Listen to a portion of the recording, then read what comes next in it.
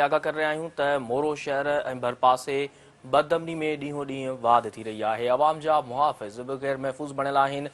हथियारबंद पुलिस अहलकार लोंग खान डायरी खां फुर करे फरार थी विया।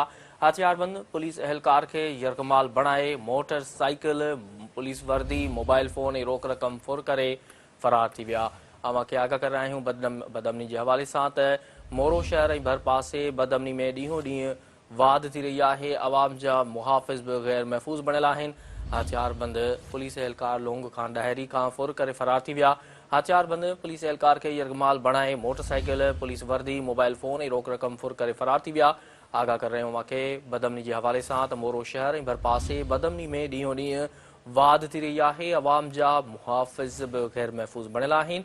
हथियारबंद पुलिस अहलकार लोंग खान डायरी खां फुर करे फरार थी विया।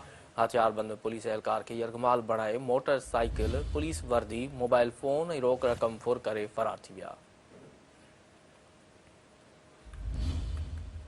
आगाह करे रहिया खे बदअमनी जे हवाले सां त मोरो शहर ऐं भरपासे बदअमनी में ॾींहों ॾींहुं वाध थी रही आहे।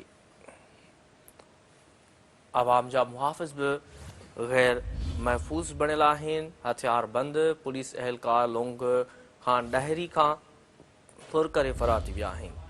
वधीक तफ़सील मालूम कंदासीं। टेलीफोन ते मौजूदु आहे मोरो खां Sindh TV news reporter Sobhan Abro. जी शोभान, बदअमनी जे हवाले सां आगाह कजो।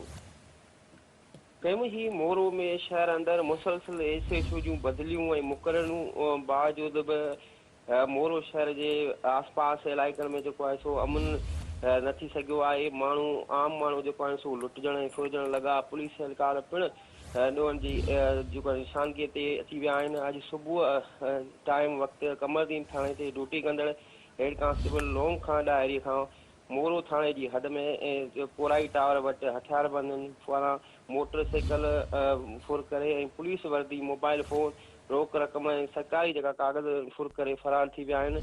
मुतासिर पुलिस अहलकार जो चवणु आहे त सरकारी हीउ जेको आहे सो गुमशुदगी खे कराचीअ लाइ वञण लाइ मोरे खां अची रहियो होसि त खेसि फुर करे विया आहिनि। नोटिस साफ़ कयो वञे। जी।